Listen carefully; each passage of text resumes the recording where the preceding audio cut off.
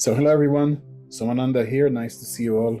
Today, as we are about to start with a small presentation on the subject of Tantra Yoga, I'm very happy to see you all joining in. So today I'm going to talk to you about the subject of Tantra Yoga, but specifically we named this meeting, the topic of this meeting, as the self-technology or the technology of the self that you find with Tantra Yoga. That's what you get, and this is something that can lead to real results. Now, I know that this might sound like a very sweet promise, but is it real? I'd like to go into it with you and explain why what we do is very, very different.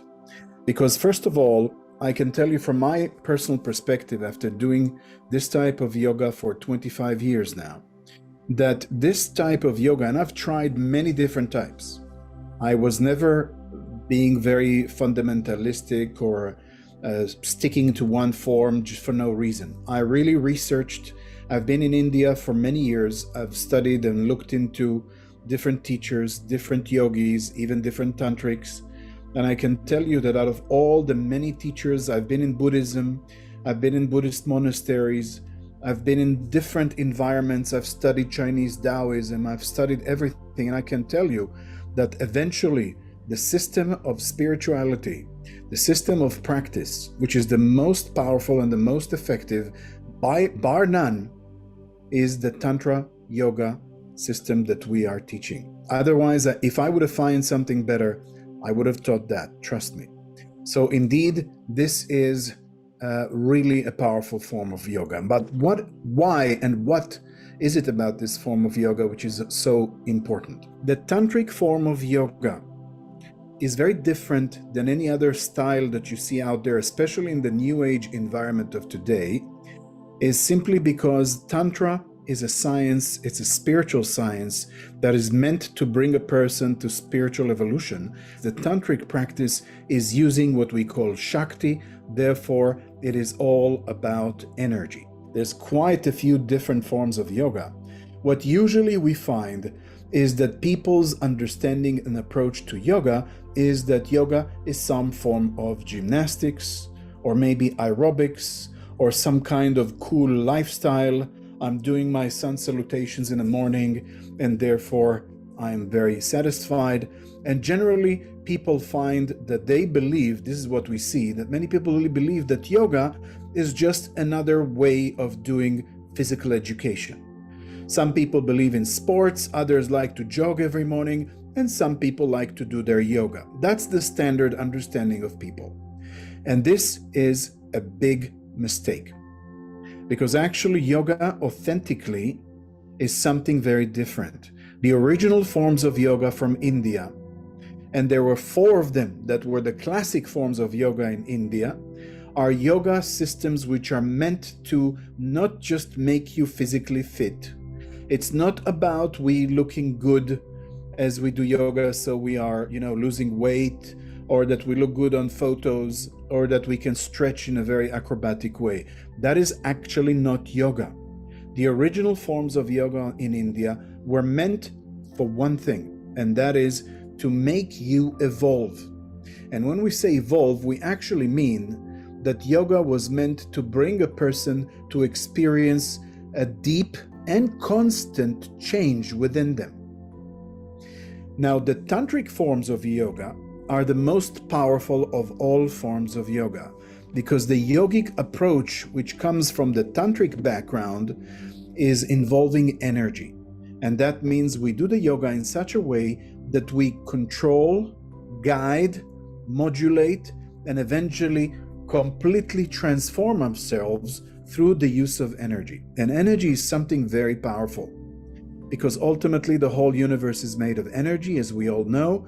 And that means that if you use energy in a wise way, and the tantric used it in an amazing way, it can be a game changer. And that's what energy is all about, because the yogis did not look at energy as some kind of a superficial thing that, everything is energy, we want to work with energy. No, the yogis understood that when we talk about energy, we're actually talking about the very nature of your being. Energy in the tantric approach to practice is a method. It's actually a certain vibration.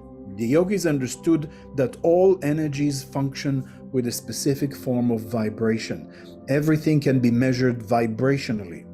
And that's why in the yogic approach coming from Tantra, by using energy and understanding how you can create consciously specific vibratory frequencies, you have the capacity of really making a change within you. This is not about gymnastics. This is not superficial. This is a real change. And the yogic, the Tantra Yoga approach is that we want to understand what real change is. Change which is sincere, not change which is superficial. Because think about it this way. When you look at the world today, when you look at movies from Hollywood, when you look at media in any way, social media, when you look at Facebook, when you look at everything, Instagram, whatever we're seeing in the world today, people constantly try to change themselves. But usually, if you look at things in a very objective way, what do you find? Change is presented as something superficial.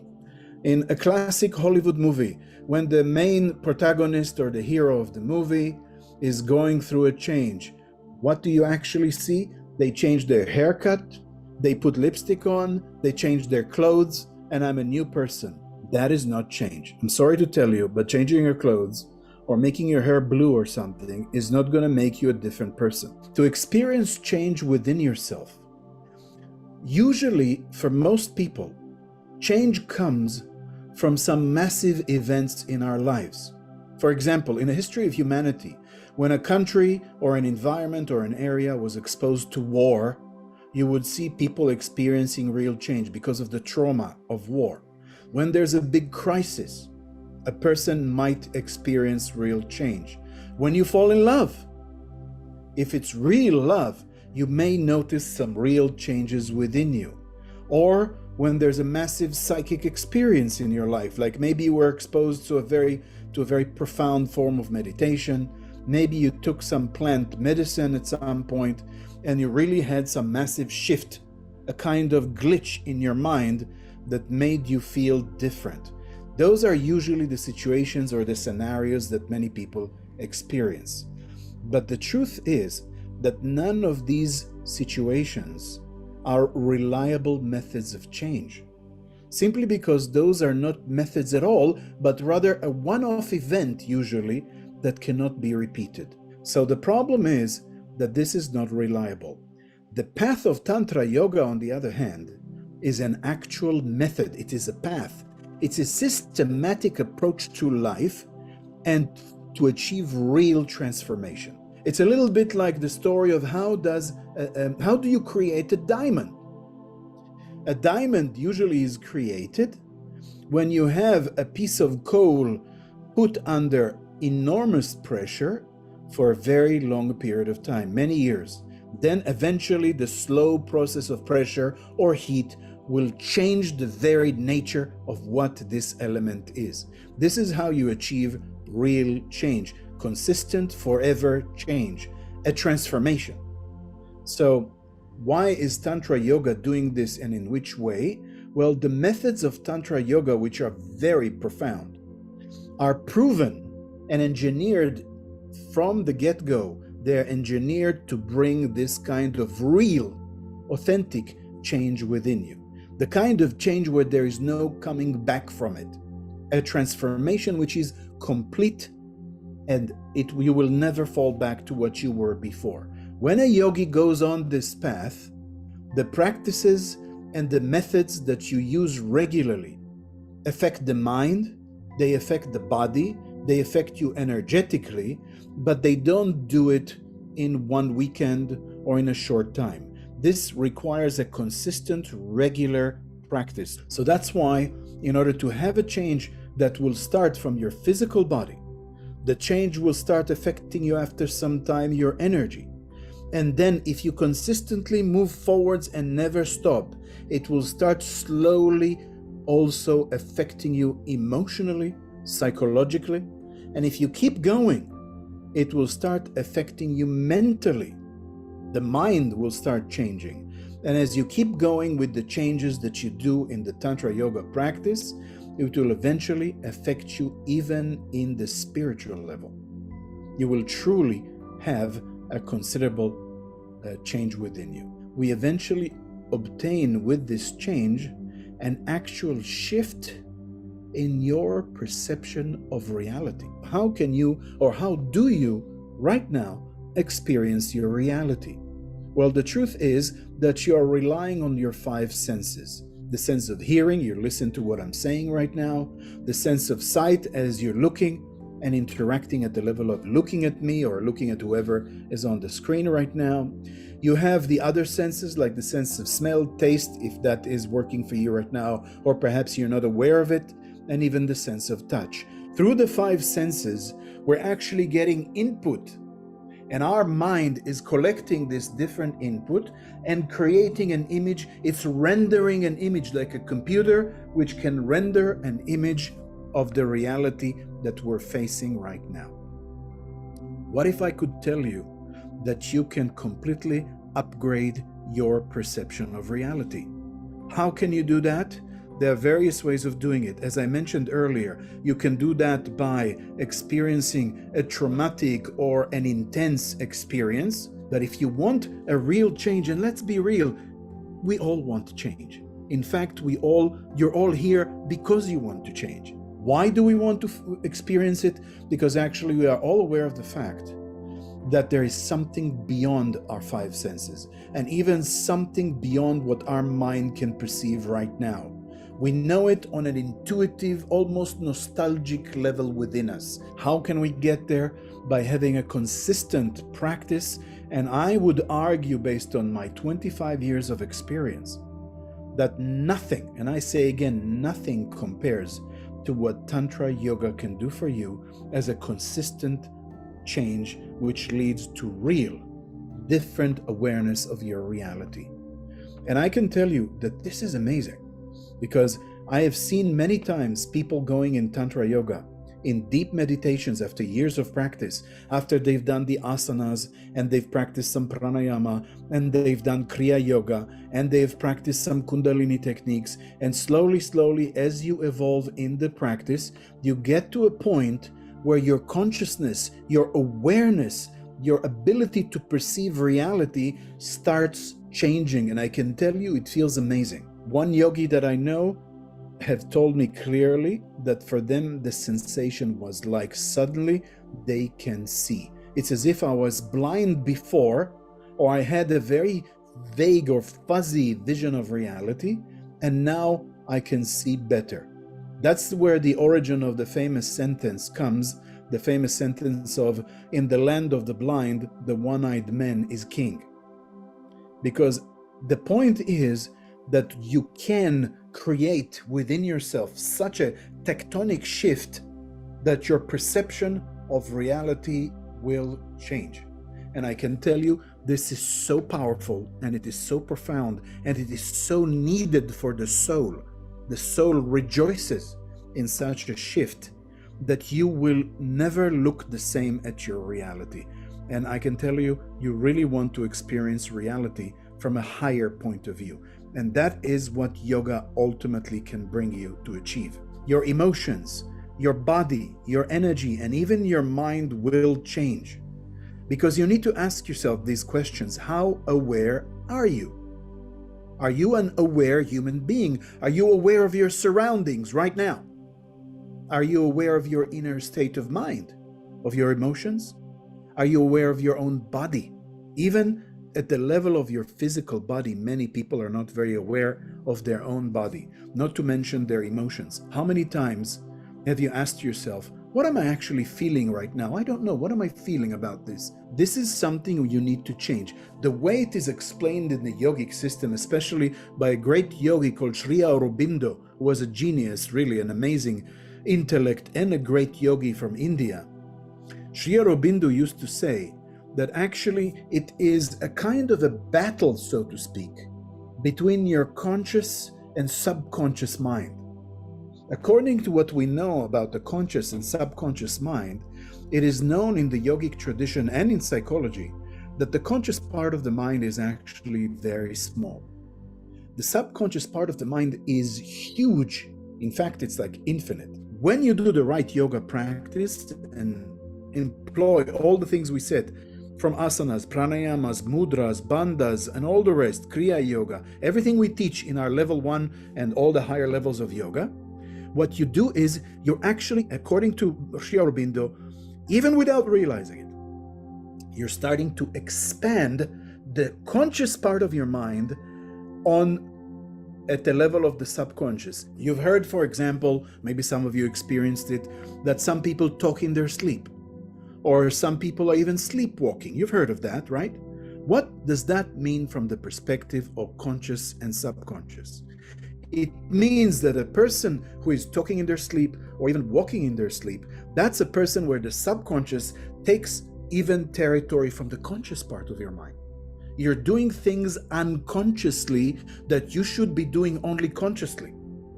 And that is not beloved at all by the yogis. The yogis would say that is something we will never accept. In fact, in yoga, the whole point of yoga is take the conscious part of the mind and expand it and go into the subconscious.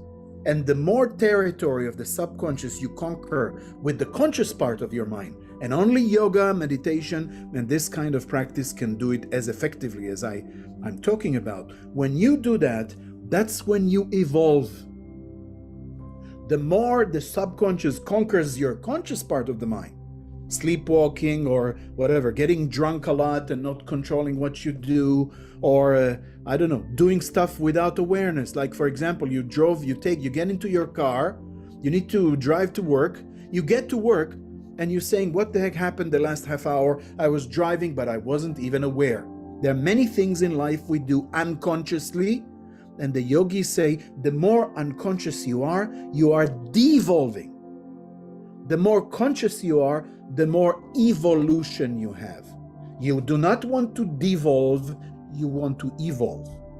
And that's what yoga does. What we need to do is realize you do the yoga practice, you do the asanas, you do the pranayama, and I know it's a bit annoying, you don't want to make the effort today, but do it anyway. That's why yoga requires discipline. It requires willpower. And if you do it regularly, you will see actual change taking place. And as you do that, the conscious part of your mind starts conquering more and more of the subconscious. And you know what the ideal is according to Sri Aurobindo? He says, when the conscious part of the mind conquers completely the subconscious part of the mind, both the conscious and the subconscious disappear. And suddenly you have something new, which he calls the supraconscious, the superconsciousness. Superconsciousness is another way of saying enlightenment. That's how you reach enlightenment. That's how you reach real change. And that's why as you do yoga day by day, you conquer even without realizing it. Inch by inch, you're moving deeper and deeper into the territory of the subconscious, and you start achieving change. It might take a while, but then a year later you wake up and you notice, my goodness, I'm kind of behaving differently. I'm aware of things I wasn't aware of before. I feel I can actually change things in my life more efficiently. How did it happen? All I did was a little bit of pranayama, a few asanas, and now suddenly my life is improving. How is that possible? It's possible because you were patient, you were diligent, and you kept on relentlessly. Only when we elevate our level of consciousness will we achieve real, authentic change and real vision of our reality. And that is what Tantra Yoga brings. It's incredible. Some of you may have it in a few weeks. Some of you may have it even in one class. You might start experiencing some of the basic perceptions. It's incredible. When you are able to sit and observe your reality and your consciousness is higher, I'm telling you, this is wild. You definitely want to go there. And when you start having these experiences, you realize this is what life is all about. You want to become more conscious, more aware. Every centimeter of awareness that you add to your abilities, makes you a more powerful individual, a more happy individual, and eventually a more spiritual individual. Thank you all very much, and see you later.